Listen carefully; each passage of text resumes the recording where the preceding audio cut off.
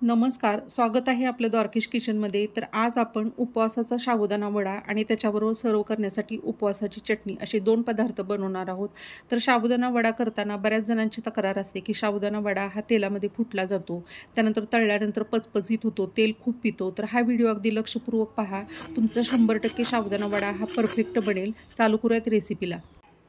आता घरातल्या कुठल्याही एका वाटीने तुम्ही साबुदाणा मोजून घ्या. तर घेतलेला साबुदाणा हा मीडियम आकाराचा असावा. खूप मोठा असतो तो नायलॉनचा साबुदाणा असतो आणि खूप छोटा असतो तो खिचडीसाठी वापरला जातो किंवा त्याची खिचडी बनवतात. तर असा मीडियम साईजचा साबुदाणा मोजून घ्यायचं. मेजरमेंटला साबुदाणा वड्यामध्ये प्रत्येक साहित्य प्रमाणातच घ्यायचे.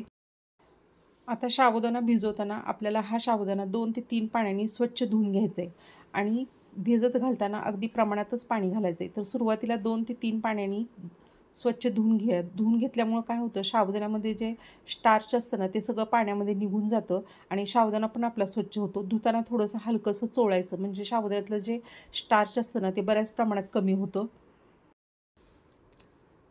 हे पहा, साबुदाण्यावरचा जो काही मळकटपणा असेल, जो काही स्टार्च असेल ना, ते धुतलेल्या पाण्यामध्ये आपल्याला स्पष्ट दिसत असेल. यामुळे स्वच्छ 2-3 वेळा धुवायचा साबुदाणा. आता साबुदाणा आपण स्वच्छ धुवून घेतला आहे, तर ह्याला कमीत कमी 4 ते 5 तास आपल्याला पाण्यामध्ये भिजवायचं आहे.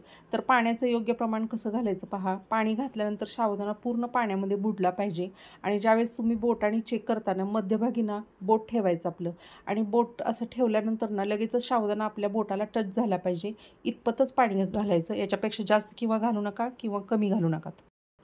आता तुम्हाला सकाळी जर वडे करायचे असेल, तर रात्रभर साबुदाणा जर तुम्ही भिजत घातला तर अगदी उत्तम. तर रात्री साबुदाणा भिजत घातल्यानंतर सकाळी पाहिल्यानंतर तुम्ही पाहत असाल साबुदाणा किती व्यवस्थित भिजला आहे पहा. आणि हातावर घेतलं ना अगदी साबुदाणा चांगला स्मॅश होतो. अगदी तुम्हाला फार गडबड असेल ना तर 4 ते 5 तासामध्ये सुद्धा साबुदाणा व्यवस्थित भिजला जातो. आता हे पहा, साबुदाणा भिजलेला ना आपण पळीनं व्यवस्थित मोकळा करून घेऊया. हे पहा, तुम्ही पाहत असाल साबुदाणा, प्रत्येक साबुदाणा किती मोकळा झालेला आहे. अजिबात म्हणजे असं पाणी जास्त वगैरे झालेलं नाही, व्यवस्थित पाण्याचं प्रमाण झालेलं आहे. असं सगळं मोकळा करून घेऊयात साबुदाणा आपण. आता मिक्सरच्या छोट्या भांड्यातून एक आपण 8-9 हिरव्या मिरच्या आणि पोहे खायच्या चमच्यानी 1.5 चमचा जिरे, हे 2च साहित्य घेतलेत पहा मी. कारण उपवासासाठी आपण साबुदाणा वडा बनवायला आहे. तर जे उपवासाला पदार्थ साहित्य चालत नाही ते याच्यामध्ये नाही वापरायचं. तर हे सगळं ग्राइंड करून घेऊयात. आता हे मिक्सरला चांगलं दरदरीत ग्राइंड करून घ्यायचं आहे आपल्याला. आता हिरव्या मिरच्या आणि जिरे ह्याचं फक्त दरदरीत वाटण केलं आहे, एकदम पेस्ट केल्यासारखं केलं नाही. आता हे सगळं आपण एका वाटीमध्ये काढून घेऊयात. इथं मीडियम आणि एक छोटा बटाटा घेतला आहे. तर बटाट्याचं प्रमाणही अगदी ठरलेलं आहे. तर ह्याला उकडून थंड करून घ्यायचं आहे बटाट्याला आपल्याला. तर आता उकडलेले बटाटे आपण खिसून घेणार आहोत. तर हा उकडलेला बटाट्याचा खीस साबुदाण्याच्या एका वाटीनी आपण साबुदाण्यासाठी जी वाटी घेतली होती त्या वाटीनी 1 वाटीभर घेऊयात. कारण जास्त झालं तर बटाटा वडा पचपचीत होतो. कमी पडलं तर वड्याला बाइंडिंग कमी येतं आणि कोरडा पडतो वडा. तर हे मॅश केलेले बटाटे बरोबर 1 वाटीभर होतात आपले. तर असं बटाट्याचं प्रमाण ठेवायचं. तर मेजरमेंटच्या वाटीनी अर्धी वाटी भाजलेल्या शेंगा घेऊयात. आता ह्या शेंगाची आपल्याला जाडसर अशी भरड काढून घ्यायची आहे मिक्सरच्या भांड्यामधून. आता कोणी कोणी काय करतं, शेंगाची भरड साबुदाणा वडा करताना वापरत नाहीत. तर शेंगाची भरड अवश्य वापरा. त्याचं कारण पुढं तुम्हाला सांगते.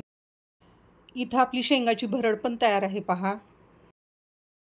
तर हा भिजलेला साबुदाणा एक पसरट परात किंवा मोठं असं पसरट ताट याच्यामध्ये काढून घेऊयात. तर इथं एक आग्रहाची विनंती, या चॅनलवरच्या जर रेसिपी आपल्याला आवडत असतील तर आपल्या द्वारकेश किचनला लाईक आणि शेअर करायला विसरू नका आणि महत्त्वाचे म्हणजे सबस्क्राईब करायला विसरू नका. त्यामुळं काय होईल, या चॅनलवरच्या अपलोड होणाऱ्या सगळ्या नवीन रेसिपीची नोटिफिकेशन आपल्या मोबाईलमध्ये आपल्याला मिळेल.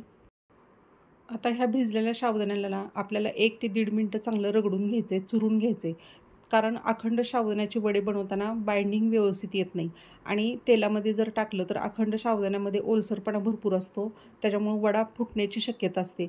आता भिजलेल्या साबुदाण्यामध्ये पण ओलसरपणा असतो आणि उकडलेले बटाटे जे असतात त्याच्यामध्ये पण ओलसर असतो. त्यासाठीच आपण शेंगाची भरड घालणार आहे. त्यामुळं होतं काय, की ह्या दोन्हीतला जो ओलसरपणा असतो ना, तर शेंगाची भरड घातल्यामुळं थोडंसं वडा ना अगदी खूप पचपचीत होत नाही आणि तेलही फारसं पित नाही. त्यासाठी शेंगाची भरड आपण घालून घेणार आहोत. आता हे स्मॅश करून घेतलेल्या साबुदाण्यामध्ये हिरवी मिरची आणि जिरे ह्याचं जे वाटण केलं होतं ते वाटण घालून घेऊयात. आता वाटण घातल्यानंतर उकडून थंड करून जे खिसून ठेवले होते बटाटे ते घालूयात. तर बटाट्यानंतर जे आपण भाजलेल्या शेंगाची जी भरड केली होती ना, तर ती भरड घालून घेऊयात. तर इथं आपल्याला उपवासाचं जे सैंधव मीठ मिळतं ना, त्याचा वापर करायचा आहे. तर उपवासाचं मीठ इथं जरुरीनुसार मीठ घालून घेऊयात. आता साबुदाण्यामध्ये आपण हिरवी मिरची, जिरे ह्याचं वाटण घातले, उकडलेले बटाटे घातले, शेंगाची भरड घातली, मीठ घातले. तर ह्या सगळ्यांची टेस्ट वड्यामध्ये उतरण्यासाठी साबुदाणा आणि वरचं साहित्य सगळं मिसळून घेतलं पाहिजे. त्याशिवाय आपला वडा टेस्टी होणार नाही. असं चुरून घेऊयात. चुरून घेतल्यामुळं काय होतं, सगळ्या मसाल्याचा फ्लेवर वड्यामध्ये उतरतो आणि वड्याला एक प्रकारचं बाइंडिंग पण येतं. हे पहा, 1 ते 1.5 मिनटं चुरून ह्याला कणकेच्या गोळ्यासारखं तयार केले पहा बॅटरला मी. तर आता वडे बनवणार आहोत आपण, तर त्यासाठी 2 थेंब हातावर तेल घालून घेतले मी. तर तुम्ही इथं पाण्याचा वापर केला तरीही चालेल. डिशमध्ये थोडंसं पाणी घ्यायचं आणि हाताला बॅटर चिटकून नये त्यासाठी पाणी किंवा तेल वापरायचं. आता ज्या आकाराचा आपल्याला बटाटे वडा बनवायचा ना, त्या आकाराचा गोळा आपण बॅटरमधून काढून घेऊयात. त्याला थोडासा लाडूसारखा आकार देऊयात. तळहातावर गोल फिरवून थोडंसं चप्पट करून घेऊयात.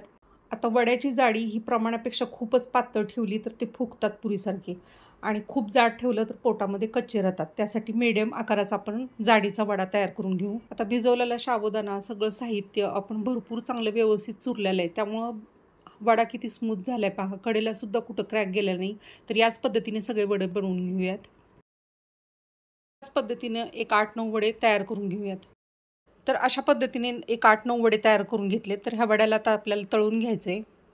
तर आता साबुदाणे वडे तळताना तेलाच्या टेम्परेचरलाही खूप महत्त्व आहे. तर ज्यावेळेस आपण साबुदाणा वडे तळायला टाकतो ना कढईमध्ये, तर कढईतलं तेल एकदम कडक पाहिजे. तिचा आकार बघून आपण वडे तळूयात. तर इथं साधारण 4 वडे घेतलेत मी तळायला. तर आता आपण काय करायचं आहे, तेल तर कडक आहे आणि गॅस मिडियम करायचा. आणि महत्त्वाचं म्हणजे काय, बाजू पलटायला 1 ते 1.5 मिनटं अजिबात घाई करायची नाही. 1 ते 1.5 मिनटं खालची बाजू परतायला आरामात लागतात.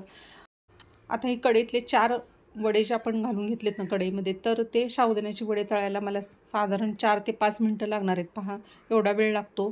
त्याशिवाय आपले क्रंची होत नाहीत किंवा कुरकुरीत होत नाहीत वडे. तर वडे तळताना घाई करायचं नाही. मिडियम गॅसवर अगदी सोनेरी कलर येईपर्यंत आपल्याला हे वडे तळून घ्यायचेत. आता पूर्ण 1.5 मिनटानंतर मी बाजू पलटायला सुरू केली. तर 4ही वड्याची बाजू आता पलटून घेऊयात आपण. साबुदाण्याची वडे तळताना शक्यतो नॉनस्टिकच्या कढईचाच वापर करा. 4ही वडे आपण पलटून घेऊयात. आता मीडियम गॅसवर हे 4 वडे तळायला मला 5 मिनटं बरोबर लागले. अशा पद्धतीने मीडियम टू लो गॅसवर तळल्यामुळं काय होतं, आपले वडे क्रंची आणि कुरकुरीत होतात. आता हे तळलेल्या वड्यातलं सगळं तेल निथळून घेऊयात आणि स्टीलच्या ताटामध्ये टिश्यू पेपर ठेवून त्याच्यावरती सगळे वडे आपण काढून घेऊयात. किंवा स्टीलची चाळणी असेल तर त्याच्यामध्ये सुद्धा थोडा वेळ तुम्ही हे वडे काढून घ्या.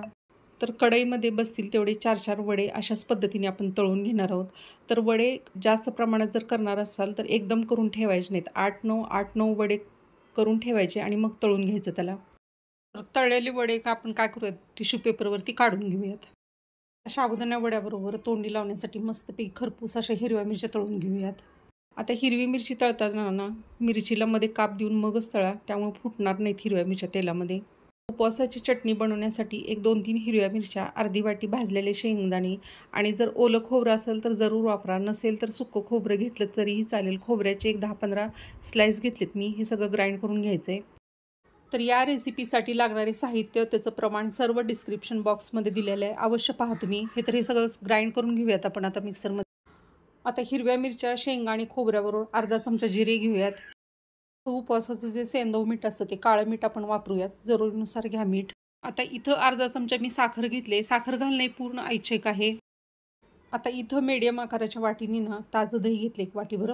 जर दही अवेलेबल नसेल तर 1 लिंबाचा रस जर ह्याच्यामध्ये घातला तरीही चालू शकतो.